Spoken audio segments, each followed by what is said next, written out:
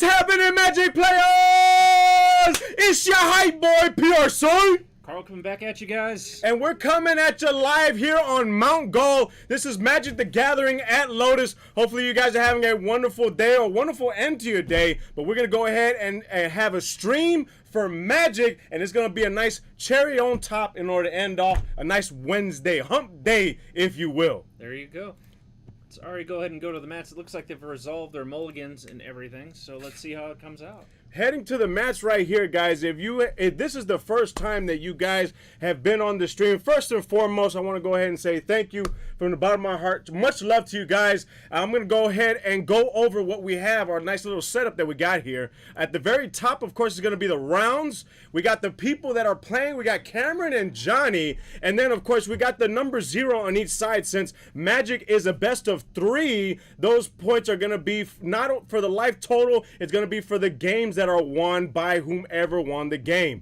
So here we go. We start off first with Johnny, and Johnny is quickly playing a card there. Go ahead and fill us in, Kyle. So that's Expedition Map. So it's, again, 1-drop artifact. You pay 2, search your library for any land card, put it into play. We also have Cameron with a Dark Slick Shore, so we can expect by the look of it, Grixis matchup versus Tron matchup, so it should be fairly interesting. Oh no, it's interesting. Hopefully I see some good stuff here by Johnny, man, because Johnny also played the Ulamog. I'm telling you, the Ulamog, I saw him play, and I think he just had jitters because he was on stream, man, and he could not play Ulamog, or when he did play, he wasn't able to swing and exile all those cards from the top of his opponent's deck, so I really didn't get to see much. I hope this man brings him out and starts swinging in with him, man. That's what I want to see. We got Jeff Teller 6. What's happening, player? He's on the horn right there saying hello to David and Kyle. Yep, how's it going? And it looks like he's going to go ahead and tap, and he plays a card. It looks like he sacks the card to draw a card, if I'm not mistaken. Yep, that's Chromatic Sphere, so it's pretty much you just tap it, pay 1, and you generate a mana of any color. It basically filters mana for you, and then you also draw a card with it. Ooh, so. I like that. I like that. So he's over here looking and filtering as well. He's got red, blue, and then I think that's a swamp if I'm not mistaken. So it's red, blue, and swamp. And the only thing I remember is every time you see a swamp, you call it Jund, or am I overreaching on that? Yeah, a little overreaching. So this color combination is red, blue, black, and so this is a traditional color combination, much like Jund is, but this is Grixis. So Grixis. So is that the card the boss card of the deck, or no? Not quite. That terminology comes from an old plane called Alara, where we first saw the shard colors. Grixis was the plane on Alara that was red, blue, black. That was just named after the plane. Jund comes from the same place. Jund was red, green, black. Naya was red, green, white. Esper was white, blue, black. And, gosh. Oh, you had a brain fart, didn't you? I had a brain fart. I haven't had enough caffeine just yet. Haven't had enough. Oh, well, he goes ahead, and it looks like he's filtering. He's just filtering in, and you know what? It don't matter what card game it is, man. Deck thinning is deck winning. I might not know the name of these cards or the effects right now, but that's what I know from other card games, man. That's what I know right there. But it looks like his opponent, Johnny, has not only the artifact that you had explained earlier, he has another card on board, and he does have a forest land out along with his other lands that are artifacts. I'm assuming they're artifacts and lands? No, those specific lands are just non-basic lands. He's got 2 parts of Tron, and he's going to go get his 3rd part here in a moment by cracking that Expedition Map. The problem is he's got 1 card in hand, so he's relying on that 1 card to actually be really relevant. But we do see the Lightning Bolt there. And we see by the look of it, the Sprite Dragon getting in there for an additional 2 damage. So Johnny's currently at 15. Cameron's also at 15. It's a pretty even matchup. I believe Johnny had to mold down to 5. So right now we're just kind of looking to see where we're going. 15 apiece, man. And what you're telling me, I mean, this is not the first time I've seen Tron, but you always say 1 part, 2 part, 3 part, and I'm assuming 3 parts is all you need. You got the trifecta, and then Ulamog comes out, or like I like to call him, Millamog, and starts just wrecking and destroying the opponent. Potentially. If he has 3 Tron lands, which he does right now, that only generates 7 mana, so Ulamog can't come out until he has 10. So he still needs 1 more bit of Tron that produces 3 mana, so he needs another tower in play. But he can play Karn, he can search for his deck for cards, which is what he's doing now. He's hoping to probably find a 7-drop Karn and get Cameron while his shields are down, or more than likely down. See, he's got to continue filtering, because look, this is a rare moment right here. Blue is tapped out. So you got to do what you. Oh, never Force mind. negation. Oh my gosh, I'm over here thinking blue. You could do whatever you want, and then boom. Nope. Force a negation right there, and I'm assuming that is a counter. You can actually warp a blue in order to play it without paying mana cost. Yeah, exile a blue card from your hand, and then you exile that card in addition. So that card's actually exiled. So for some decks, that exiling will matter. It's just a Modern Horizon special. That's all it is. Golly, it's expensive Modern Horizon special. If I want a card like that, I'm gonna have to really dig deep. Dig deep, because you know what? That's kind of like when you take your truck to the dealership and you got to get an oil change or you got to get a transmission fluid. That's what that card costs right there. Yeah, that's true. Well, actually, that card's probably more expensive than some of those ones. You know what? I believe it. I believe it. I've seen some cards that have some high price tags, but hey, that's what Magic does right there. And it looks like he's going to go ahead and tap 3, and this one has one of 3 effects, if I'm not mistaken. Yep, counter, draw, or take control of a creature cost 1 or less. Counter, draw, or take control. See, this is not what I'm used to seeing, man, because, you know, at the beginning of Magic, I'm learning what the colors do and their respective characteristics. I thought red was the primary color that takes control of your opponent's cards. Red and blue share that. Oh, blue share it too? Ah, that's OP! Oh my gosh. Red and blue share that ability, and it actually primarily started out as a blue ability, and then they decided that blue was too powerful of a color, and then they gradually gave that ability to red. We still see it come back in blue to some capacity. Blue will always have the stronger take control of target permanent or target creature or target planeswalker.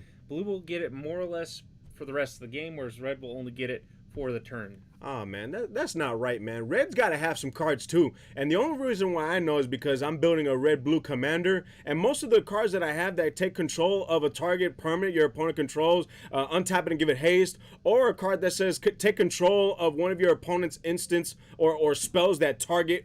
And it's just like, it's really strong, but I've only seen it in red. But now that I know blue has it, it's redonkulous, bro.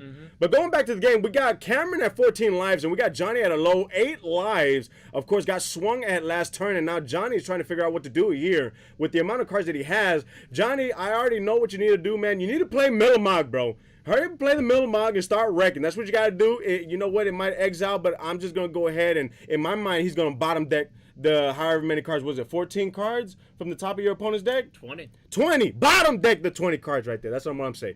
I know it's not bottom deck, but you know what? Hey, something's got to give, man. Something's got to give. But I've been looking in some Magic, and I wanted to build a deck revolving around putting stuff at the bottom of your opponent's library. Because I love that mechanic. You're not destroying it. You're not exiling it. You're bottom decking it. You know what I'm saying? And it's just that much more. It just rolls off the tongue. Go ahead, Kyle. Say it. Bottom. Bottom deck. Yeah, no. A little bit more oomph. Bottom. No, you gotta put an emphasis on the B. Bottom. Yeah, bottom deck right there. You gotta, the B and the D you gotta put emphasis on. He's going to go ahead and tap 3 once again, and it looks like he's going to go ahead and do the drawing ability. And it looks like he's gaining counters on that card whenever he draws. Yep. No, not whenever he draws. Sprite Dragon reads whenever you cast an instant or sorcery, you effectively put a 1/1 counter on the thing. Ah, okay. Okay. Hey, strong right there. Then you continue to accrue counters and just be... Look, he's doing damage right there. Oh, that's 4 more. Oh. That'll be game unless... Oh! Oh, lightning bolt off of it. He snuck it in there with the white kiki sneaky between the cheeky right there. That's the lightning bolt. And he ends up getting it right there. Oh my gosh. And so now we're going to go ahead and we put the number 1 next to Cameron. And so now when we go back into the screen, you'll see a 1 right there. So that shows you that Cameron has won game 1 or one of the games within the match. Cameron only needs to win 1 more game in order to take this match underneath his belt. And Cameron, man, has to come back 2 games. I've seen it happen, though. I'm not counting him out yet. You know what? I'm all for the underdog. I want to see Millimog. I want to see him not only being played, but I want to see him just...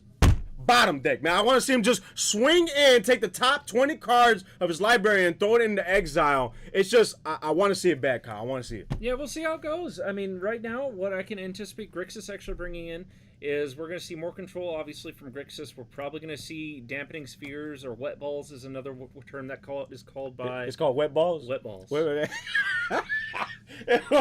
That's the name of the card? No, it's called dampening sphere. But everyone calls it wet balls.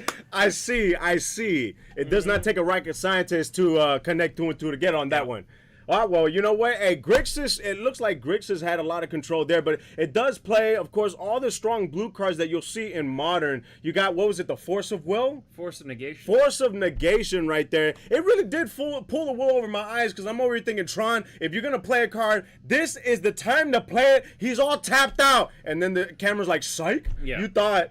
And I was like, oh man, I feel for Johnny. Johnny needed something. He already had 3 pieces of Tron, but just could not get another piece in order to bring Millimog out there. And does Millimog have haste? No.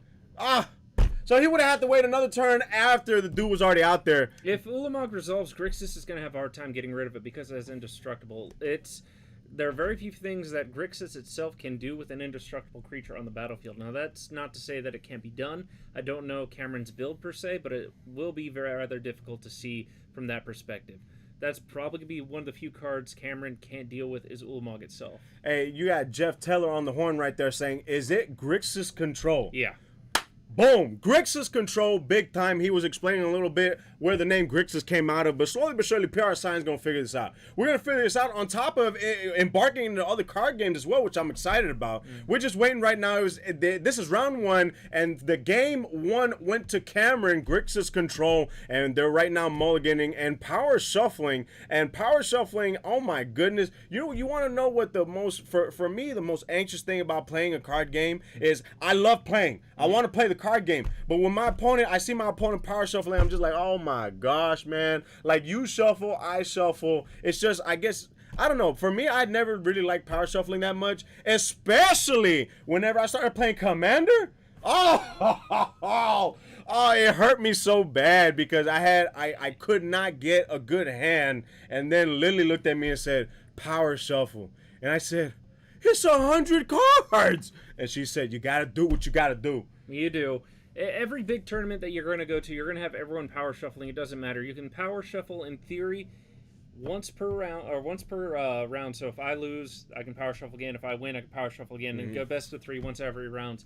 And it doesn't necessarily help the consistency, but it never hurts, especially with clumping. You power shuffle, you shuffle it 9-10 times. In theory, your deck's completely randomized to the point where you shouldn't have too much clumpage, which is what a lot of people in that setting However, let me interject real quick and tell you that what randoming is, randomizing stuff, actually also includes randomly putting the same cards all up in one stack right there. It also includes that. People don't know that because Spotify, or actually it was iTunes, they had the shuffle, and it shuffles the music. Well, people got upset that the shuffling sometimes actually played the song multiple times, but that's all a part of the shuffling and the randomness. And so actually there was an algorithm put in to where the shuffling is not true shuffling, but it makes sure that you don't hear the same song back to back. But we got Dan the Chinaman on the horn right there. What's happening, player? Much love to you, man, for watching us on a wonderful hump day is what we got right there. This is Mount Gall. This is Magic the Gathering at Lotus, and I am one of your commentators, your hype boy, PR Sign. Carl coming back at you guys. And it looks like we're about ready to have to go to the match. So I'm going to go ahead and transition right here. We're going to, we're going to the match right there because I'm excited. This is just round 1. We got Grixis control with Ulamog. Ulamog right here. And like I said, I got money on Ulamog, but not real money. I got Monopoly money on Ulamog. Or Tron money. I got Tron artifact money. That's a lot of money right there. Is what that is. You know, your Bitcoin, Doge coins, whatever you want to call them. I got all that on Ulamog right there. Well, we'll see how it goes right now. Grixis, in theory, will be able to pick apart Tron's hand. In theory, he does have Thought Seizes. He has Inquisitions. He'll have Force Negations. He's probably going to take out the spot removal to some extent. And I'm personally, again, as I mentioned it before, I bring in Wet Balls, or Dampening Spheres it's called. I bring in a little bit of Artifact Hate. Possibly a Planeswalker or 2, depending on what I might be able to afford against Tron. Tron's going to be an interesting spot itself against Grixis control.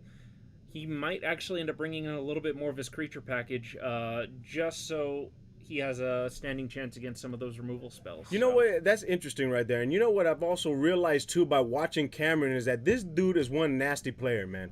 He's nasty player because not only does he have wet balls in his deck, but he has thoughts in his deck too. That's not right, man. If you got an opponent that has wet balls and thoughts, you're not gonna have an easy time playing Magic, bro. You're not. I mean, he not only. That's why people don't like thoughts. Thoughtseize is a horrible card, man. But I mean, if you're the one playing it, I mean, it's great for you. Granted, this is still just me assuming. We haven't seen him play Thoughtseize or Inquisition yet, but it is a fair assumption. If he isn't running one of those two cards, he's probably running Fatal Push. But we did see instead he audibled for the Op there, which is perfectly fine. He's going to scry one, draw a card. He's going to shock himself because at this point, life total is just another resource for him. Against Tron, he doesn't have to worry about his life total at all. Well, you know what? I'm glad I got the walking encyclopedia of Magic right to the left of me because we got gold medal on the horn right there saying Tron needs some Veil of Summers or they're going to be some rough times. And what does Veil of Summers do? So Veil of Summer says his creatures spells can't be countered this turn, and creatures he controls have protection from blue and black. Oh, I like it already. So that's pretty much going to stop Grixis in his tracks. It also replaces itself and draws a card. And it is a fair assumption to say that Tron has Veils of Summer in the sideboard. I don't know. I would actually main that sucker. I mean, there's when any card game, when I build a deck, you know, I make it to where I try to cover the weaknesses within the actual deck itself, and of course, you know, make it to where it's a card that is generalized, not something that just targets one. But I mean, I pretty much say that this is generalized because there's a lot of blue that's in Modern, and then I mean, when you got blue in Modern, they're gonna counter whatever they counter spell being a prevalent. You got Force of Negation being prevalent. It's just I think it would be more beneficial to have it in your main to cover your weaknesses to try to get ahead and get game one within your best of three. Potentially. It's not always the best idea, though, but we do see actually something rather interesting. We see Brazen Borrower there, and we see Bitter Blossom, I believe. Oh. So Bitter Blossom, a card I haven't seen in a hot minute. Enchantment says you lose 1 life per turn, generate a 1/1 black fairy with flying.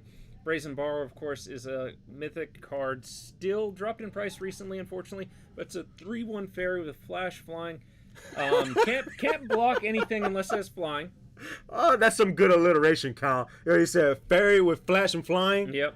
Fairy with flash and flying, just let my freak flag fly right there. Pretty much. You know what? And what is it? Does it gain any other power, or can you it's a 1/1? No, it's a 3/1. Oh, it's a 3/1 with flying. 3/1 for 3 though. You know, and seeing the thing is with Modern, if you got 1 toughness, sometimes it's really difficult to get rid of it if you're not playing red, and that's just an easy lightning bolt. And then of course it just bops you on the head right there. That can be pretty difficult to get over. And Tron right now is not looking so hot with 1 card in the land space. No, he's on the back foot. There's not a lot he can do right now.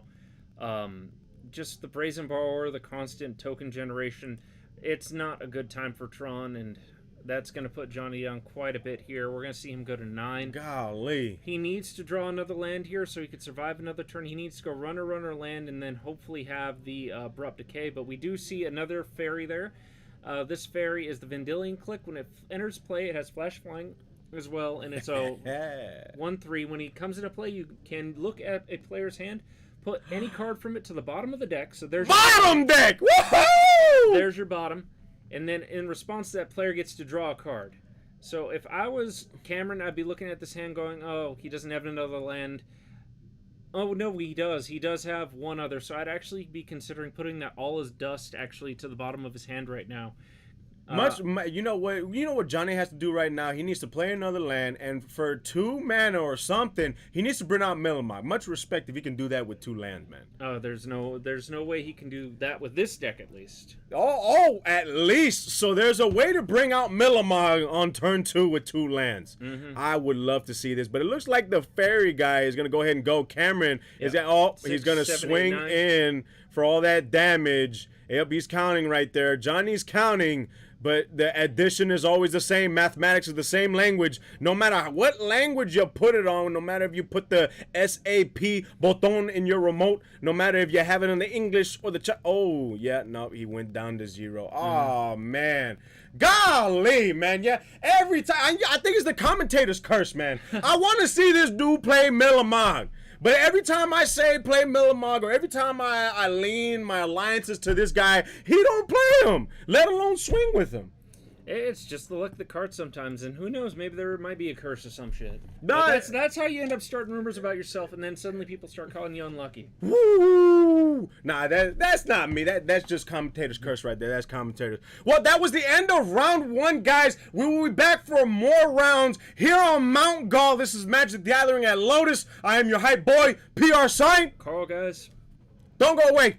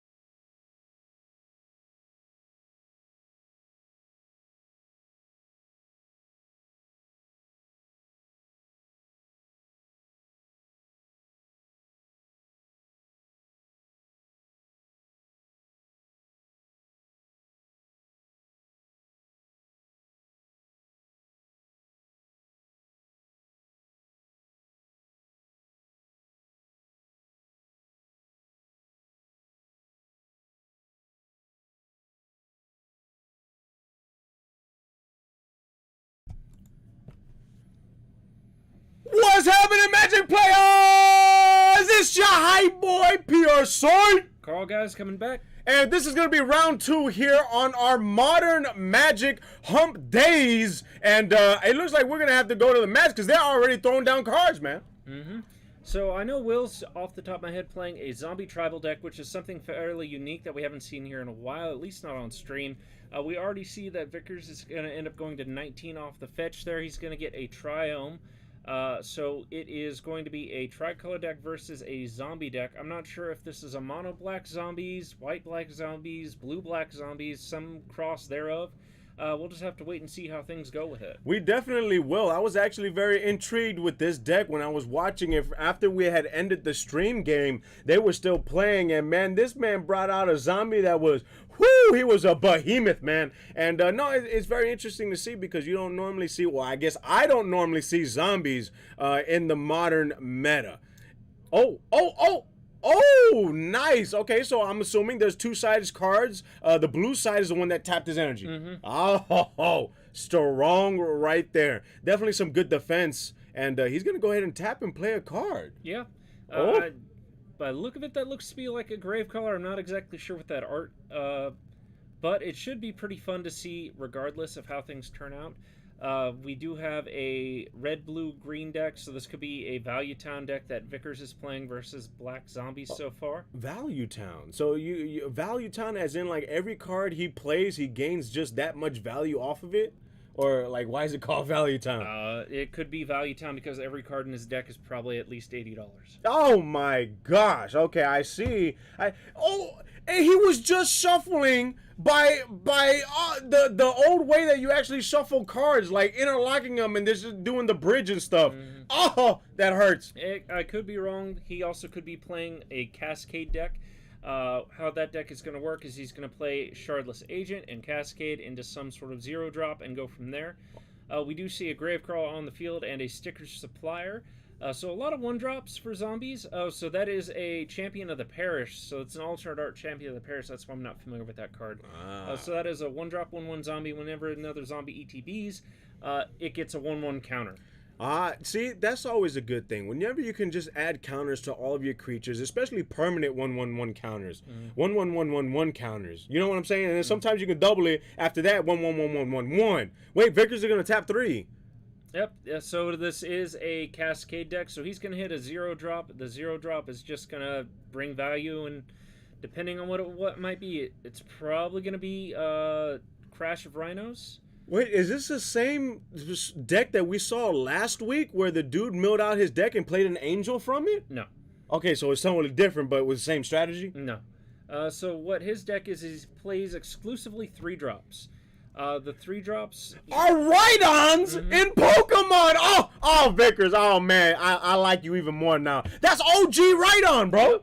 Woo-hoo-hoo! I like it. I didn't mean to cut you off. It's been so long since I seen that Rhydon. All right, go ahead, continue. You're good. So the card he played is a 0-drop. You can't cast it. You can only suspend it. But the way you can actually get around that is by playing a mechanic called Cascade. You basically cast one card that has Cascade on it, and the Cascade goes on the stack, so the Cascade happens first, and the way Cascade works is you play a card that costs less than the Cascade. Every card in his deck is 3 or greater, CMC-wise, except the 0-drops. And so basically he just got 2 Rhinos for free that he would normally have to wait probably about 4 turns to actually play. And both these Rhinos are 4/4s with trample, so. Oh, it's too good, and that's why he used Rhydon. Oh, yo, Vickers, oh, man. You know what, and I think I do still have that Pokemon card till today. You know, I got me a little Pokemon collection. I definitely got me a Pokemon deck, but it's nothing to brag about, you know. But it's just real cool to see that. It's refreshing right there. You think Magic is ever going to have some Magic cards coming out that had, you know, Pokemon thing to it? I know we talked about the energies that came out that resembled the energies in Pokemon, but you think, you know, the Pokemons are going to be creatures or whatnot anytime soon? I hope not.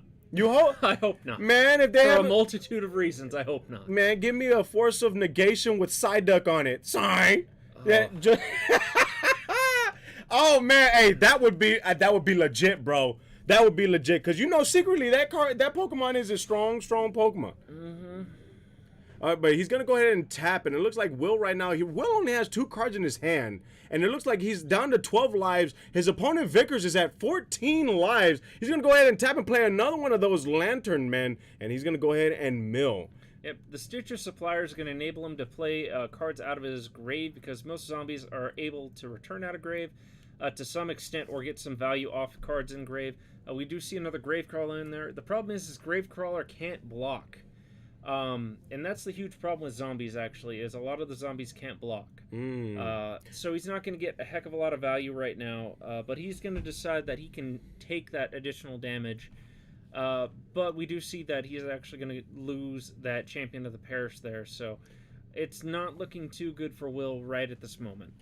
You know what? And that, it does make sense with zombies not being able to block. Because every time you see a zombie show, you see a zombie movie, oh, they'll swarm at you and they'll eat you up. But they just so dumb when it comes to like defense. They don't have any defense. So I like it. I like it that Magic is keeping with the logic, is keeping with the zombie/walkers that we've seen till today.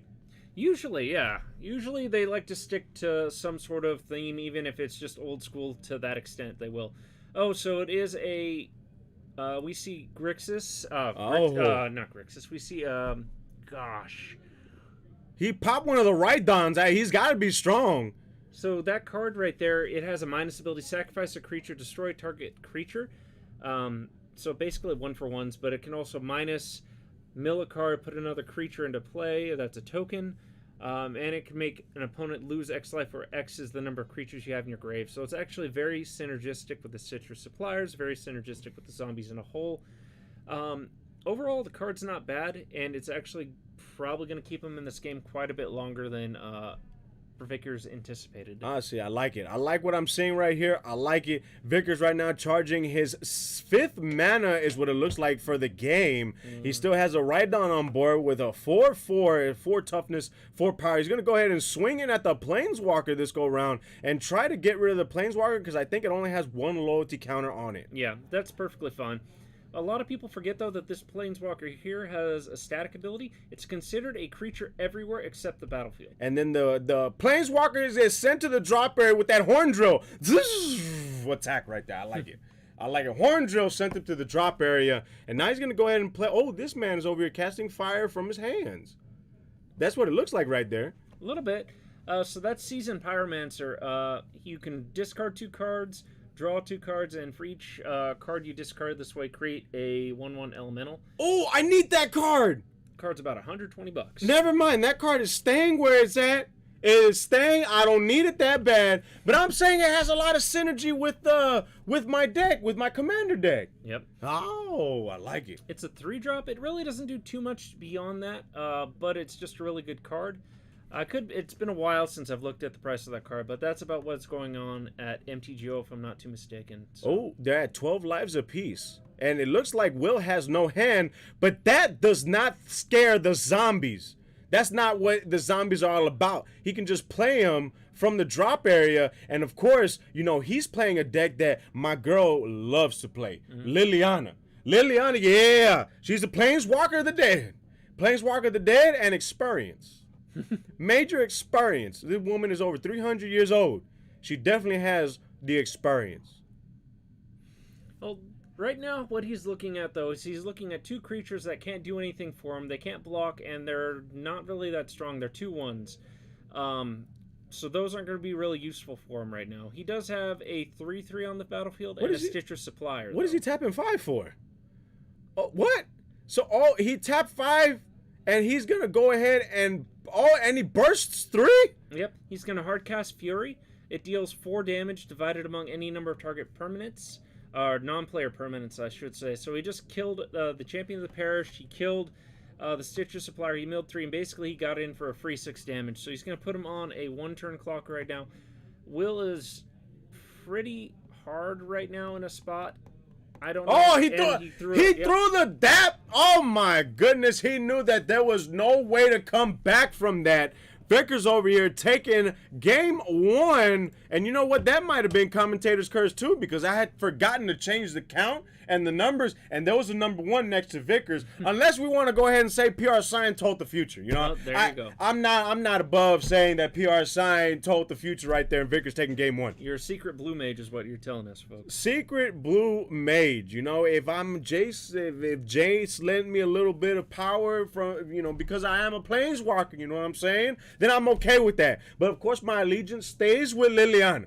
Liliana, that's where my allegiance lies with, man. If I can make a good Liliana deck, that would be cool too. But my heart is with a deck where I can take cards, take target permanent, and put it at the bottom of your opponent's library, man. That's what I want. I want to build a deck that just solely revolves around that mechanic. Can you, in your encyclopedia head, can you think of a deck or a boss card that does that and wrecks shop? That's design. And to my knowledge, there's no commander that is designed to that extent. Maybe one day they'll design something like that, but to my knowledge, they've never designed a commander with that ability. Wizards, you need to get with PR Sign, and we need to come up with a bottom deck archetype. That's what we need to do right there. Where cards have instant play, bottom deck one of your opponent's permanent cards. Or whenever your creature ETBs, bottom deck 2 of your opponent's cards with, you know, CMC of like 3 or less. Like, there's got to be some cards out there like that. Or you could do a counterplay. It could be a blue card, counterplay, instead of the card being played, bottom deck it instead. You know what I'm saying? They do have a couple of cards to that extent, where their instants, you can, instead of countering something, put it on the bottom of the deck, but there's no real creatures that utilize that ability. Or like a lightning bolt, like a black lightning bolt that says, target creature is dealt 3 damage. If it were be sent to the drop area, instead it's bottom deck.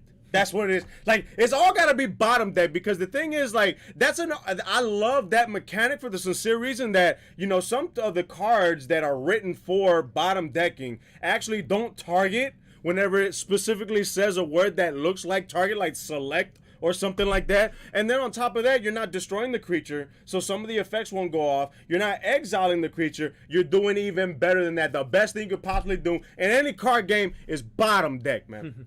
That's what I'm saying right there. But it looks like these guys are going to go ahead and mulligan, and they're really hardcore trying to figure out what they're going to put in their sides. And, of course, fun fact, I don't know if you guys heard before, because I've been studying a little bit too, and Marcus, he sent me a YouTube video on siding, because my side game could be a little weak no matter what card game it is. And the guy was telling me you can take your side and completely add it to your deck. Yeah. And in other card games that I've played, you have to actually make sure your main deck has the same amount of cards that you came in with, so you have to swap.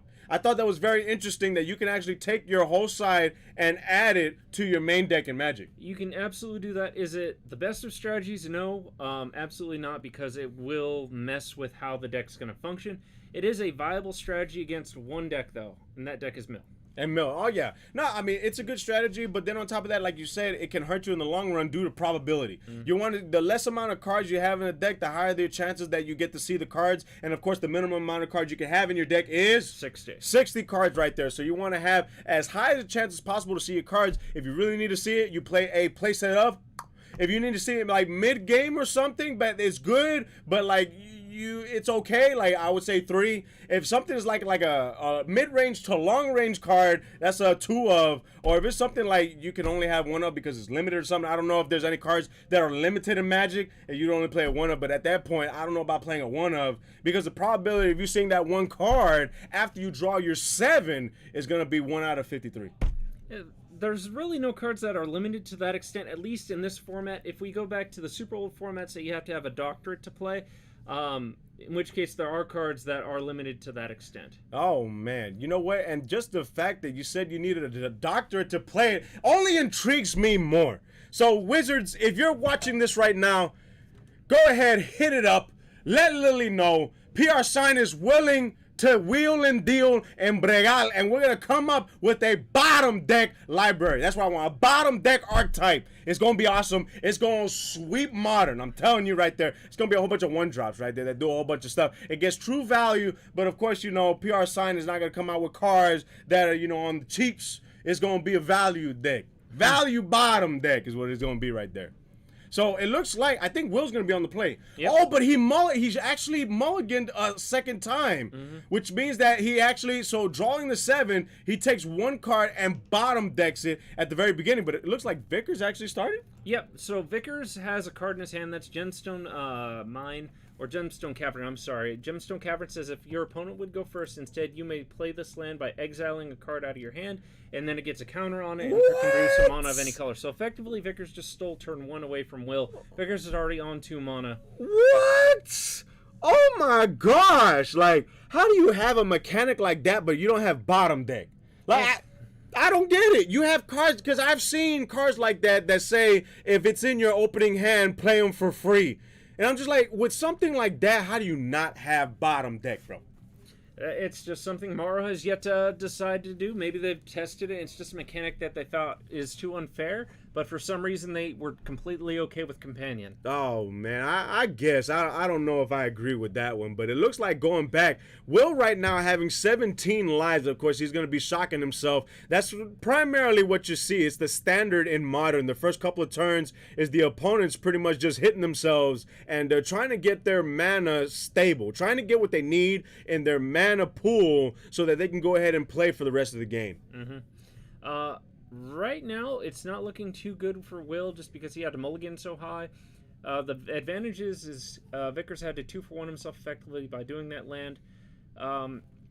Looks like he's going to go and play. It looks like a card that brings out a token, but I'm not going to lie. It looked like meta coolers to me. Yeah, a little bit. So that is... Gosh, something Reaver. It's a 1/2/2 drop. When it enters the battlefield, you create an army. Army is a version of zombie. As long as... If you were to play that card again, it would basically make that 1/1 a 2/2.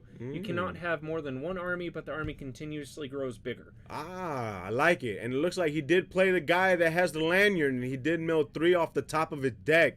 So we're going to see Will right now has a board, a good board advantage against his opponent.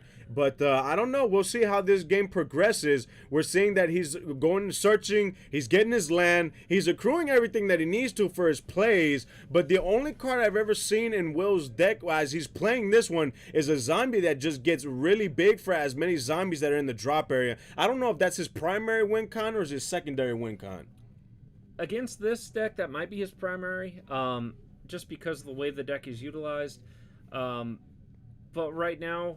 it's still going to be rather hard. If I was Vickers, I would have brought in Anger of the Gods to some extent. It's not going to deal with Champion of the Parish, but it's going to deal with a lot of the recurring zombies and deal with the graveyard because it exiles those creatures instead of sending them to the graveyard. And they can't regenerate, right? Or just exiles instead of... It just exiles. Okay, but... If they were to die. That's good. That way they can't come back. They can't come back. You can't play Liliana the Veil. You can't do all this other stuff because there's nothing. But I think Vickers, if he's playing, he's not playing Swamp though, is he? Because it's tough to see. He's got some old land there. No, that's a forest. He's stuck on 2 lands right now is the problem. We do see another Champion of the Parish come out. I believe that's another artwork of it. I think it has 2 artworks right now. I could be wrong. Oh, unless it's not a Champion of the Parish, because he brought out 2 tokens, and that's not normally what Champions does, if I'm not mistaken. Correct. I'm not sure what that card could be just yet. Give me a little bit to mull things over. That's probably from the new Innistrad set, if I had to guess. Ooh, it's a card that you don't know. Oh, man. Oh, man. Well, it looks like he just ticked up a marker on his land. Oh, he ticked up Aether Vial. He brought it to 3, so in theory he could play a 3-drop from his hand for free. Oh, too good. Right now he does have a way of recurring cards out of the graveyard. We see a Lotleth Troll in there. I'm not necessarily sure what he's going to do right now. He's in a decent spot because Vickers is stuck at 2 lands. But it's still, if Vickers gets 1 more land, this could just change at a snap of a finger. So man, if only I could see a close-up of the art of the tokens he brought out, because they look like they're spurts, unless they're zombies. They're zombies. Everything in his deck's going to be a zombie. It's zombie. Okay. So those were decay tokens. Decay zombies, because as soon as they attack, you got to sack them. Okay, I got you. Because they looked a little weird for a second, but yeah, they're zombies, like you said. They can't block. They sack themselves afterwards. Man, the undead is just really strong, but weird at the same time. Yeah, it's not It's not the best of tribes, but this is something that we can utilize and see here with this tribe in particular. The way that Will has this deck built, he's had it refined, he's got it tuned, and it's actually done quite a bit better recently, especially with the new cards that we're going to get out of this second edition of Innistrad. I do think it's going to get quite a bit of a boost. So. That's nice right there. You know, he's put some sauce. He's put the spice in there. He's making sure that he can build a zombie deck that can go toe-to-toe in the modern meta right there. And I like it. You know, instead of just salt and pepper, he put a little paprika. He put a little cayenne pepper in there. He's got a nice little spicy zombie deck. All popular decks started off as something non-standard meta, and then all it takes is one person to play it decently on stream, and it catches fire, and then suddenly it's heavily meta, and you see people fine-tuning it. That's how Hardened Scales started out. That's how Five Colored Humans started out. Everything. That's so true. That's so true. And it doesn't matter what card game it is. Because what I've noticed is that a lot of people don't want to put in the time and effort, which I'm not going to lie, it's a lot of time you put in. I mean, time you can't get back because I'm a deck builder. I will look at cards for hours and try to build a little spice. But the backlash on that is I put in all these hours and all these days, I build a deck, and then someone's like, oh, that's really cool. And then they net deck it and they plussed hardcore, man, because that's hours that they didn't put in. So he taps. So there's the Rhydons. Woo-hoo-hoo! I like it. Got to catch them all. You got to catch them. Them Rhydons are gonna be horn drilling all over the place, and they're 4/4 tokens that are gonna be putting in quite a bit of work. But I don't know why one is upside down or not. Come on, man. Hey, show some respect to your Rhydons. That's what you got. You got to have nice love and respect to your Pokemon. That way they do what they're supposed to do instead of disobeying you like Charizard did for the longest time, man. I mean, that's just Ash being too young. Too young. Yeah, too young. He's been too young for I don't know how long. That dude does not age. That's true. That dude does not age one bit. You know, he's the definition of whenever you apply for a job and it's an entry-level job, but they want 10 years experience. That's Ash Ketchum right there. Yeah. That's Ash Ketchum. He's going to go ahead and tap. What is he tapping for? He's going to recur a card out of the graveyard, so we're going to see him get that creature earlier that got him 2 zombie tokens. The problem is, those decay tokens can't block, so I don't know necessarily what they're going to do against this board state. He has a Grist out there, so he might plan on sacrificing one of the zombies to Grist, just to get another Rhydon off the field. He could. I mean, swinging in, they're both 2s. So, I mean, you're still putting in quite a bit of damage. In Modern, they start off with 20 lives. So, swinging in with a whole bunch of 2s coming at you, that's actually doing some decent damage. It can. The problem is they don't have any other effects, and it's not as sustainable to, as you mentioned before. As soon as the combat phase is over, they'll get sacked. Yeah, they do get sacked, but it just depends on how many times you can reoccur those decay zombies. And it looks like, oh, he's swinging Rhydon horn drills. Right, that Planeswalker right to the drop area. And we got Vickers at 8 lives, and we have Will at 16 lives. This is round 2, game 2 here on Mount Gaul. Oh, man. And I like it too, Mount Gaul, man, where all the Planeswalkers come together and cast spells, and we just make sure, we try to cast a whole bunch of spells and try to throw us off guard, but at the end of the day, it's training. It's training, try to get the mystic arts up. That's what you got to do right there. There you go. This is not Hogwarts, but it's close. It is close, man. It's knockoff Hogwarts, community college. The community, yeah, there you go. You get most of your credits here. It's cheaper here. Actually, I don't think we can even do community college. Tolarian Academy has that, so we gotta go with the trade school. There you go. There you go. D3, I guess. Something that is cheap, but you get all your credits out the way, and then you go to Hogwarts for a year, and then spend most of like a decade of trying to pay that off. Yeah, that sounds about right. Well, there he goes. He plays a card, and then he's gonna throw the limp wrist. He passed the turn. And now we got Vickers about ready to play. Well, I'm assuming it was going to... Oh, no! He passes! What? This man drew his card and then threw the limp wrist and passed turn. Vickers down to 6 lives. We have Will at 16 lives. We got Will. It doesn't look like Will has a hand right now. Vickers only has 1 card in his hand. He does have 2 creatures on board, but Vickers does have a Rhydon. And man, a Rhydon is hard to get over. I'm telling you, right now he's got a 4/4. However, his opponent having 16 lives is a bit... Oh, he's swinging in. Okay, swinging in, so Rhydon is going to go ahead and block one of the damage, but the other one is going to be going through, and so let's go ahead and see. It looks like he was only poked them for 1, is what it was. He got in for 2. That card's going to end up killing that Rhydon token, and to get to you, Gold Medal, right now Vickers is playing a Cascade, Timur Cascade, and when it came to how many people we had for Modern tonight, we had 9 in total.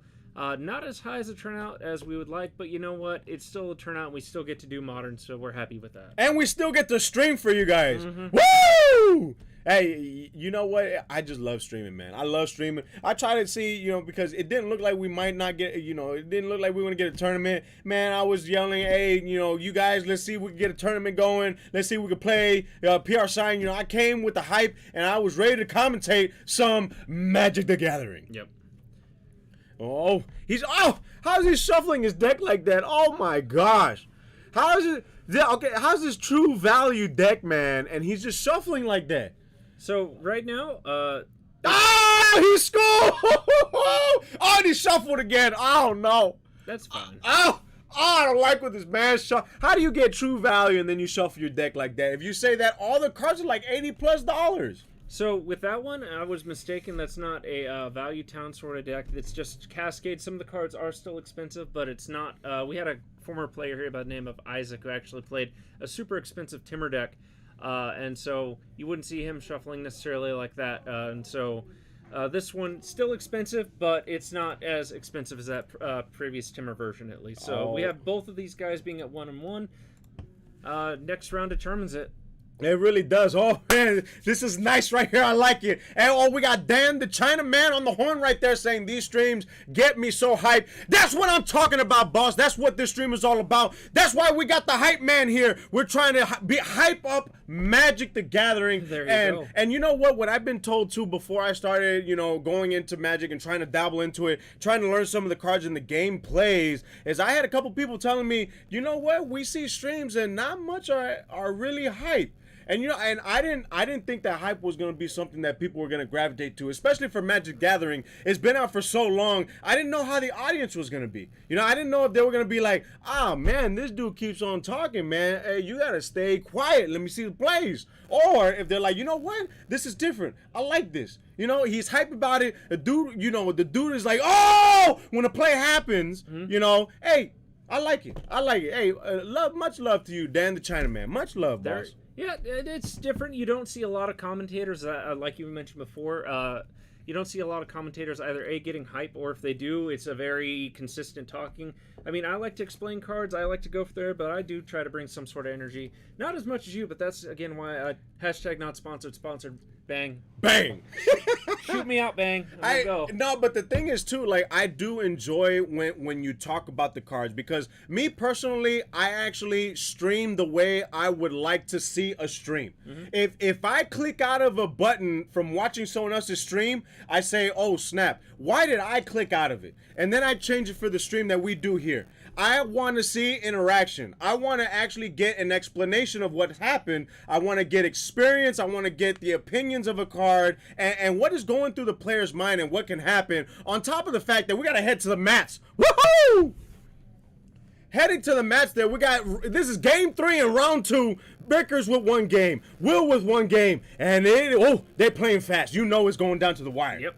Oh, you know when they playing fast, they throw out on land, play a creature, and then throw the limp wrist. Bah! Pass turn. Very true. So we already see 1-drops going, as I mentioned before. Even though that Cascade spell is effectively 0, you can still suspend it for 1, and it's going to come out 4 turns later. We do see a Gravecrawler there off the top. And, you know, as much as I'm sure PR Signs here loves to feed off it, I'm sure he doesn't like mommy rubbing up against him there, Gold. Not too touchy-feely, either one of us. Fist bumping, sure, hey. Hey, but you know what? I appreciate that, Gold Medals. I really do, because the thing is, I think it's really tough to find someone that really meshes with your personality and your style. So when it comes to, like, me being so hype, you know, I like someone that can get hype. Of course, when it's like the same level of hypeness, maybe that might be a little too much. But then you bring in the information, you bring in the knowledge, and I like that. It's like we're good. We complement each other is what it is. You know, if my wife is watching, it's a different compliment, sweetheart. Different complimenting each other. Oh, he's got the Rhydons. Oh, I love when he plays that card, man. He's got 2 tokens with 4/4, and he's gonna. Oh, wow. So he's going to clear the board, actually, and we're actually going to see quite a bit of damage done to Will's side. He's going to mill an additional 3. The Chalice really would have been a great ring in against Cascade. He did bring it there. Unfortunately, he just didn't see it, and he needed to see that turn 1. He wiped his board with the red side of that card, man. So the blue side just taps permanents, and the red side, I'm assuming, board wipes. Is there a criteria for what it board wipes? That's not what he actually did. So that other card there he played is called Fury. You exile a red card from it, and you deal 4 damage divided amongst any number of non-creature permanents. Or I'm sorry, non-player permanents. And so he basically dealt his board because zombies aren't strong. They don't have a lot of toughness. So he basically cleared the board. We see him playing a Diagraph Colossus, if I'm not mistaken there, and that's the card that you were mentioning earlier that gets super big. That might be able to stop his rhinos for a little bit, and then it gets a little stronger every time you play a zombie, and it's going to put out another zombie, so... Yes, that's the Colossus right there I was telling you about. The guy that gets huge for as many zombies in the drop areas, get them tokens, but guess what? He quickly got... Oh, he's not on the field anymore. Nope. Oh, man, see? You know what? There's always someone that's got to hold you back, man. You play something good, you make a good play, and someone's got to just stop it in its tracks. For right now, that might be the best case because he can recast that Diagraph Colossus if he has another land. It doesn't look like he does, unfortunately. So he's looking in his graveyard to see what he can cast. And it's not really looking that great, unfortunately. He's going to have 2 more rhinos to deal with next turn. But he could cast it for, stronger for more tokens if there's more zombies that hit the drop. But he does need another land because the CMC is 3. Mm-hmm. Oh, that's not good. And Will is right now at 10 lives as opposed to Vicar at 15 lives. Man, it looks like Vickers is doing damage with the horn drill. Yep. Woo-hoo-hoo-hoo. Vickers hitting his land drops is really strong right now. Will's only going to be able to absorb 2 of that damage coming in. So he's going to go to 8 effectively because that, as I mentioned before, that Gravecaller can't block. Scoops it up. He died! Oh! Scoops it up. Oh, see, and all you guys that thought that Rhydon wasn't a good Pokemon, he just pretty much took the match right there. Took the match, and you know what? Even with the weakness that he had with water, guess what? His opponent didn't have a water Pokemon. His opponent only had stuff that he was resistant to right there, and it ended up helping out in the long run. Yeah. Woo! And you got Lily on the horn right there. Lily right there. Hey, I appreciate you so much, Lily. If you guys can, go ahead and give a thank you to Lily because it's just one of those things where people that are working behind the scenes really don't get that much love, but a thank you goes a long, long way. So, yeah, much love. Like I said, show what you can to Lily because she really does put on a lot of effort to make sure that you guys have the entertainment that you possibly can. But Absolutely. Okay, so the zombie that you have on there, go ahead. So yeah, I don't like knowing cards. So it took me a hot minute to look this one up, but the card that Will was actually playing is called Hobbling Zombie. So that's where we saw it's a 2/2 with Death Touch, and it poops out 2 more decay tokens. Oh, you finally figured out at the beginning what he was playing there. Yeah, I don't like not knowing, and that's kind of what I've been doing over here. So just on the side right there. I try to multitask. Well, that was the end of round 2. Vickers ended up taking it in 3 games, and of course we got more rounds to come after this. This is Mount Gall. I am one of your commentators, PR Soin. Carl coming back at you guys. Don't go away.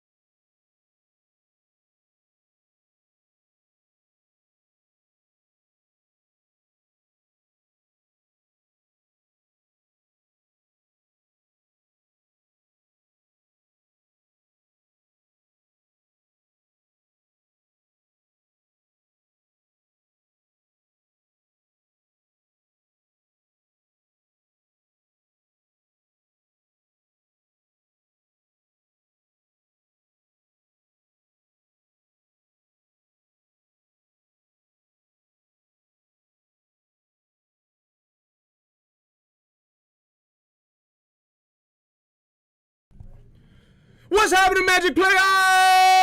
This is your hype boy, PRC. Carl coming back at you guys. We're going to head to the match. They've already started, but we shouldn't be too far behind here.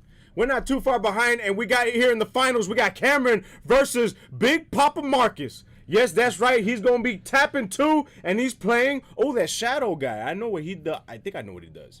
But, what? Okay, go ahead. So, yeah, this is a 3-2 with Shadow. Whenever, it's not going to really matter. Whenever a card goes into the graveyard, it's exiled with a counter under it. You sacrifice the Drawthy, and then, in theory, you get to play one of the cards for free. Okay, yeah. Gotcha. All right, yeah, I knew it was strong. I knew for a certain reason, but I'm still a little hazy with it. But we got Cameron right there. Looks like he's got 16 lives. We got Big Papa at 18 lives. He's going to go ahead and he's got the monkey. He's got the monkey. Boo is going to go ahead and be dashed in there and then swinging in. And it looks like in response, we're going to go ahead and play a nice little blue card. I'm assuming it has Flash. Yeah, that Spell Stutter Sprite, it's going to outright counter the Ragavan. It says counter target spell costs less than or equal to the number of fairies you control. So its cost is 1 because there's only 1 fairy on the field. Right. So it counters the Ragavan. Oh, man. Counters a Boo, and a Boo goes to the drop area. Marcus is going to go ahead and pass turn. And now Cameron is going to be swinging in with the fairy.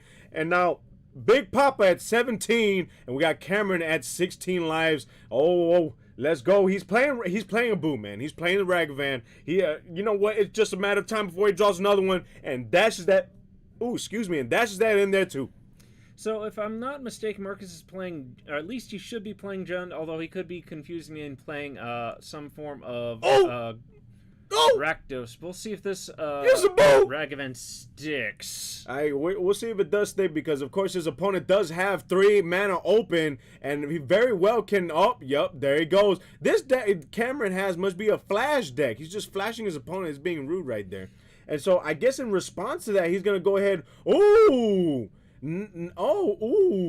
That's Holy Heat, right? Mm-hmm. That's Holy Heat. Aha! PR Sign got a card. So he's going to go ahead and burn it. It looks like that is the second Ragavan going to the drop area. And it looks like we got quite a bit of control in this, if I'm not mistaken, it's Gritus control? Grixis, dang it. I thought I had it. Close. I know it started with a G and had its in it, but man, I forgot that there was an X. We got a card that's being played here. It's a green card, but of course it looks like it gets countered as well. Mm-hmm. Oh my gosh, he's just countering and countering. Man, come on, let Big Papa play some magic, man.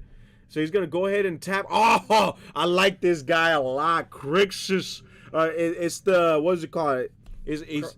What? Croxa. Oh, Crixus. I don't know. Crixus, it sounds like that guy, the main character from God of War, I think. Oh, no. That's Ares. My bad. Kratos. Oh, I'm just ruining a whole bunch of names today. But it looks like 14, so we got 14 lives. Big Papa's at 14. We got Cameron at 16 lives, and he draws his card. And of course, we can bring out Kratos, or Crixa from the drop, but I don't think he's going to go ahead and escape it. He's going to go ahead and Holy Heat. So he's going to burn, and he's going to try to get rid of them fairies. They're flying fairies, but I think Cameron is thinking on trying to counter it. Yeah, it looks like he's playing Grixis Fairies. That's something we didn't necessarily catch last time. It gets a little bit more going on him. So overall, we'll see how things go in the long run with this. That Crocs is going to come in. It's going to be a 6/6 for 6, and a 2-drop 6/6 when it ETBs.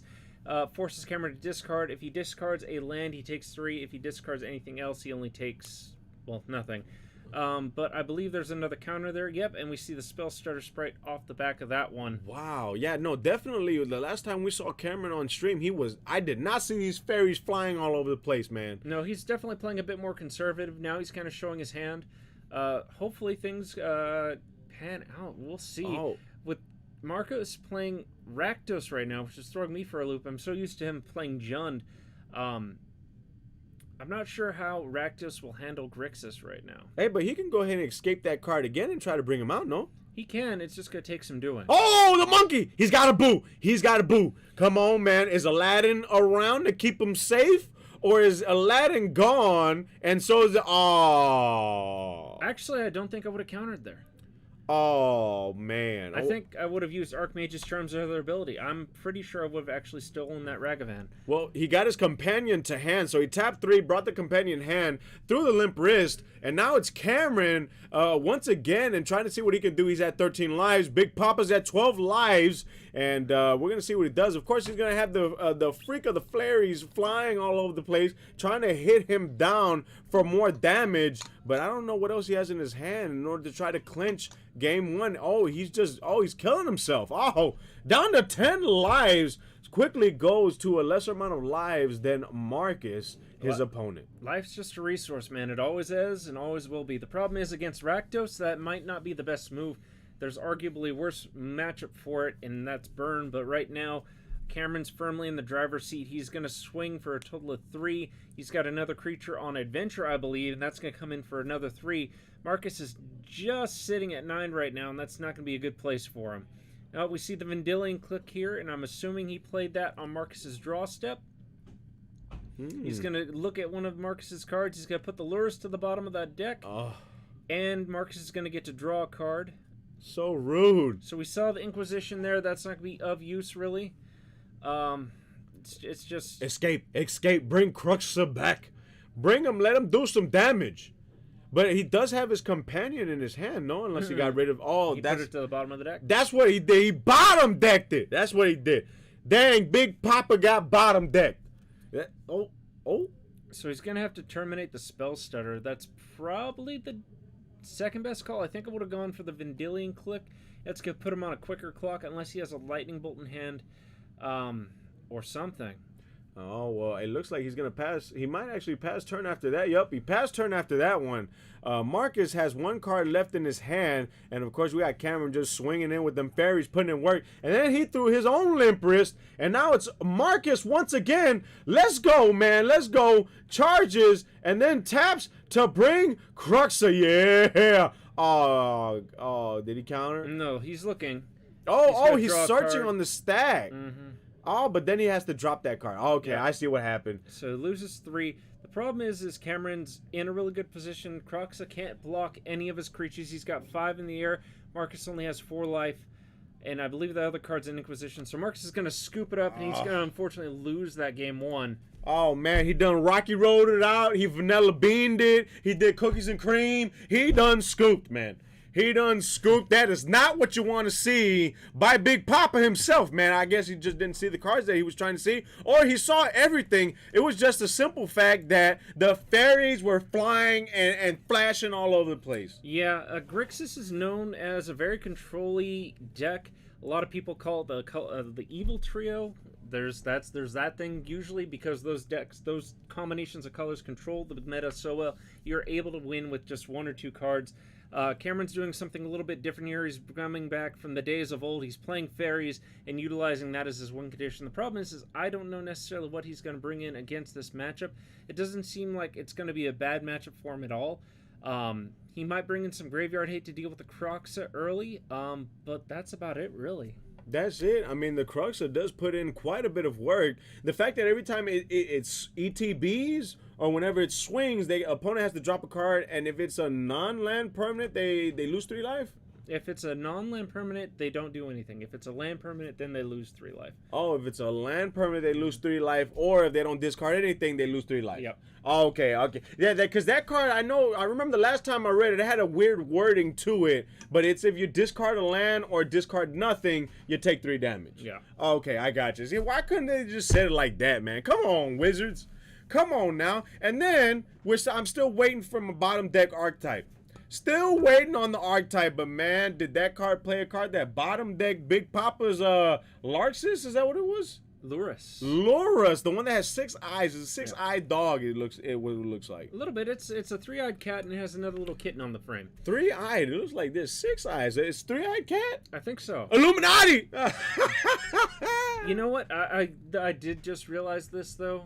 You can build a commander deck based on bottom decking. You're gonna have to use Vendilion Click because that is the only card that now that he's playing it, it brings back that memory that will put a card to the bottom of somebody's library. You can't abuse that. So there is hope for you. You got it. It's just you have to be mono blue. Okay, you know what? You and I, we're going to have to talk on the side. You're going to have to message me, send me pics of some cards, because if there is a bottom deck in Magic, I got to have it. If I'm the bottom deck commentator, but man, that's going to be a lot of dough out of me, because that's a whole new deck for Magic. That's a whole new deck for Digimon, because I already had built the deck and it was purple, and then I realized bottom deck was blue, and I'm just like, oh, that's going to be a lot of moolah. But I don't know, man. I don't know if it's real good and I like it. Hey, I might got to go for it. I got to bite the bullet on that one. But let's go ahead and head to the match, and we're going to go ahead and see if Cameron can take this to win the match, or Big Papa is going to take it in order to move into Game 3 of this final round here on Mount Gall. So we're seeing Marcus, I believe, mulligan. It's not the best of signs against Grixis. Although we haven't seen Cameron actually play Thoughtseize or Inquisition yet. So that could be a slight benefit. Oh, yeah, no, the Thoughts. He could definitely, I feel like he probably would side that in, or unless he mains those cards. He should, in Grixis, you should be maining those cards, but every time I've seen Cameron play his turn 1 blue, it's going to be Opt. I haven't seen him play Consider, haven't seen him play Fatal Push, and maybe that's just the way the deck has panned out so far. Oh, okay, no, Fatal. Oh, I like that card, Fatal Push, man. Fatal Push, it reminds me of the Naruto series. Whenever you have Pain, and Pain, of course, saying, Almighty Push. Oh, we got Christopher on the horn right there saying, get him, Marcus Payne. Hey, so hey, you know what? I just learned something new. We can actually toggle between the chats, man. And that was a post from Facebook. What's happening, Christopher? I like that. I like that a lot. We're expanding our horizons here, and it looks like we're gonna go ahead and start hitting ourselves at the beginning of this modern game. Of course, life is but a resource. Hey, but you know what? Sometimes the life, you know, they could be needed. They could be needed, man. If someone tries to thunderbolt you and you take the 3 and you're like, man, if it wasn't for that shocking land, I'd still be alive. Yeah. So we see the Croxa there. He's going to discard that Vendilion Click. It's not going to do a lot right now. Vendilion Click being a legendary, you don't want too many of it in your hand anyway, so he probably has a second one in there, if I had to guess. It looks like he's going to be looking through his deck, and so, of course, all these shock lands are coming in. They're getting the mana set. They're getting their resources good to go so that they have what they need in order for Cameron to throw out his Flying Fairies or Big Papa to bring out Cruxa. Oh, that's a good card right there. But, man, as soon as I saw the price tag on that card, I was like, you know what? That card is staying right there on TCG. It's staying right there. I ain't picking up that card at all because, of course, me, you know, what I'm trying to do as a commentator is I'm going to try to go and try to get one deck out of all the games that I commentate for because it actually helps me out play the deck and play other people so I can remember the cards. But, man, does that get expensive because I got a deck in, I think, 5 or 6 card games right now. Yeah, Jesus. Yeah, at minimum a deck. Cause DBS I got 3. I mean, don't get me wrong, I have a lot of decks for Magic, but I try to stick with one hobby, and that's just gonna be my the monkey on my back for a little bit is just the one hobby. I might do D&D in every now and then or something like that, but thankfully most people own those books, and you can just get the free PDFs online if you know where to look. I got you. Well, it looks like Cameron went ahead and threw a land and then passed turn, so now Big Papa went ahead and he tapped 3 to bring his companion to hand, and then he passed turn 2, so these guys are playing very conservative right now. Yeah. They don't want to show their hand early. They don't want to show what they side against each other. However, something's got to give, and people's got to trade, and whoever has the last say ends up winning in the trade in the long run. Yeah, this is true. We do see, though, that Cameron's going to flash out Brazen Borrower, which is pretty much the new version of Vendilion Click. It can go on an adventure, bounce a non-land permanent to an opponent's hand, and then you're going to have the option to flash it in for a 3/1 flyer. He also played the Mutavault there. Changeling, pay 1 to animate. It's a 2/2 creature of every single type. So. See, this dude is rude, man. This dude is rude. Not only is he playing with the wet balls in his deck, he's playing with the thoughts in his deck, and he's flashing his opponent many times throughout the game, man. that is not something that you want to see as an opponent when you're trying to get this modern game, man. You're trying to get it underneath your belt, and you're trying to move to game 3. And it looks like Marcus actually is going to go ahead and pick up, and he's going to play a land for turn. So he's got his mana over there. He's got everything he needs, but I think he has 3 or 4 cards in hand. I'm gonna see what. I mean, we're just gonna see what he does. He taps 2. Oh, yep, taps 2. Plays. Another Cruxa? Oh. Nope, he's going to do a Lightning Bolt, and he's going to do an Unholy Heat. He has to waste 2 cards on the same card? No. Oh. No, it's on separate cards. Yep. He's getting rid of the board. Clearing the board right there, as Big Papa is known to do with the Unholy Heat right there. And if you don't know why that's a cool thing that he does, is because this man is a chef. Yeah, he's a chef, and he mess with fire. So, of course, he's got the Unholy Heat. Yeah. Man, that's pretty cool. He's got to make a token. He's got to do a chef. There has to be, you know what? The deck that you were telling me about that creates the cookbooks. Mm-hmm. He's got to be Asmo. Yeah, there you go. Yeah, we got to get it. We got to get a card, Asmo, but then get Marcus on the card. Yeah, the chef, the cook. And throw some Unholy Heats. No, there you go. Oh, well, it looks like it's unfortunate. He did throw a flying flash and flurry out there, right? And it actually just ruined his plays. It ruined what he's got. And, of course, he's going to go ahead and tap 3 and play. Is that the cat? Yep, that's he played the cat. He plays the Lurus and then passes turn. Marcus is all tapped out with the cat on board. We're going to see what this cat does. But actually, you can go ahead and open Encyclopedia Call. What does this card do? So it's a 3-drop, 3/2 with lifelink, and he's able to play a non-land 2-drop permanent from his graveyard every turn. Cruxa is coming back. Oh, never mind. That's so rude, Cameron. Let him play Magic, bro. Let him play. That's the problem with Lurus, is it's super vulnerable to every removal, but the card is just... It's really high on those on everyone's playlists right now. There's some people calling for it to be banned, and I'm actually not. I'm in that group, I will admit. It's just there are too many decks utilizing that card right now. I don't know why it needs to be banned. People have it on the side, but they rarely play it. And like you said, whenever they play it, boom! Lightning bolt! Some decks don't utilize it that much, some decks do, and it's making the format too uniform, unfortunately. I say that, but there's at least 16 different decks you can play with Lurus, unfortunately. But at the same time, you know, those decks are still going to be played with or without Lurus because, I mean, Modern, you have to have cards that come out for cheap. Strong cards that come out for 1, 2 drops. You're pushing it when you got a 3-dropper in there. So, I mean, naturally, I think Modern is just, it's always going to be a whole bunch of 1 and 2 drops. So, even if Lurus wasn't in there, I don't think it would make much of a difference because I don't think I've actually seen a deck that can utilize Lurus and like keep it out on board and just plus off of it. You're not necessarily plussing off of it, you're getting it there for the value it presents, and that's the reason why a lot of decks right now are playing 1 and 2 drops, is because that's Lurus's constriction, is all your permanents have to be 2 drops or less. And it looks like he brought out the Cruxa. The Cruxa. Oh, he's got to drop a card. Oh, but of course both of those cards are not non-land, so of course he's not going to take the 3 damage. But what is the power and toughness of Cruxa? Is it's a 6/6. It's a 6/6, but it does not have haste. Does it have, oh, come on! Leave them on board, player. Oh man, this blue is really, instead of bottom decking, he's bouncing them, and that can be almost as annoying as bottom decking. A little bit. I believe, unfortunately, that's going to be game. That's the Mutavault there with the spell Stutter Sprite. Marcus has to have some form of removal right now. There's the Terminate, so he's going to get rid of the 3 damage, which is perfectly fine. That's going to put him down to 2, so he lives to see 1 more turn. The question is what card does he have? Heart of the cards. Heart of the cards. Doodle. Moon Staccato, let's go, player, let's go. He's tapping 3. He plays Inquisition. I'm sorry, that is. I'm about to say Inquisition. That's not Inquisition. That is. Oh. Gosh, I haven't seen that card in ages. It deals 2 damage to the board at instant speed, and it's a colorless spell. The problem is. Wait, did he scoop? Okay, no, he didn't scoop. There goes another Cruxa. Takes 3 damage because he couldn't discard something. Oh, and just like that, Big Papa turned it around. Oh. That's the problem, is he needed a return of Kozilek, I think. He needed to hold on to that card because it's instant speed. He needed to pass 1 turn.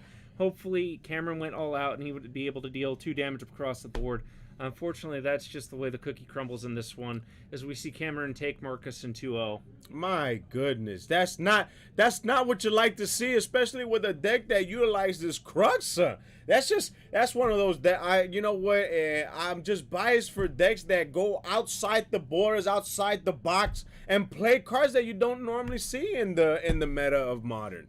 Yeah, that's true. I mean, everyone likes an underdog story, and Rakdos isn't necessarily an underdog, but it's definitely one that we haven't seen here quite a lot. And actually, we're seeing Cameron reveal two of the cards he brought inside. He looks like he just brought in a couple of Force Negations. He felt pretty confident in that matchup, I assume, so. Very, very confident. That is the end of the final round here on Mount Gall. We will be back one more time in order to give you guys the standings and if there's any other announcements. And then after that, we will bid you adieu. So if you guys are individuals that like to stay until the final word is said, don't go away. We'll be back one last time on this wonderful hump day. I am your commentator, PR Sign. Carl, I'll catch you guys later. We will be back.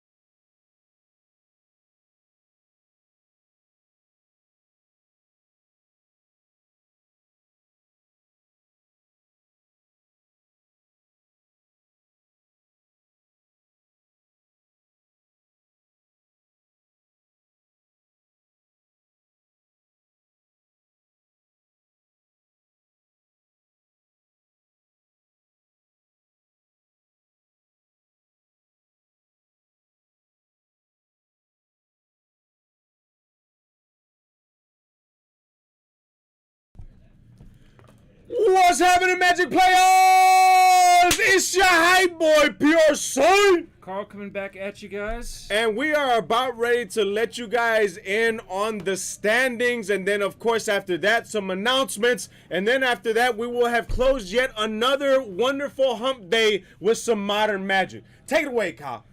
So, we are standings today. We've seen Brandon Vickers. He's going to be taking first place. We saw his deck earlier. Followed soon after is Adam Caps. We unfortunately did not see what he's playing today. We did see Cameron. Of course, he took third place with his Grixis Fairies build. Last but not least, we didn't see him on stream today, but I know what he's playing. His name is Joe. He's playing Mono Red Burn. And so those are 3 out of the 4 decks that we saw top today. That was nice right there. And if you did not see Joe, I think last week we did see Joe in stream. Was very unfortunate for Joe, but man, that deck can pop off.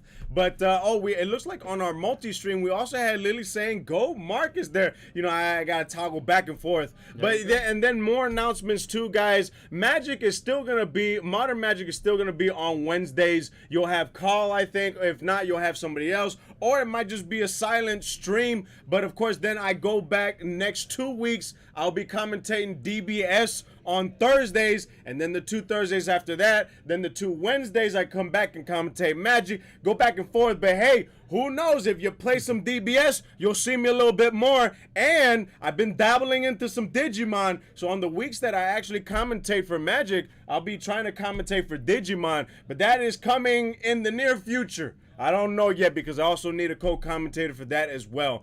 But hopefully, guys, you had a wonderful night watching this stream as much as Kyle and I did commentating for you guys. It's just a wonderful hump day when we got some modern Magic. This has been Mount Gall. This is Magic the Gathering at Lotus. I'm your hype boy, PRC. Carl signing out, guys. Have a good one. UBI.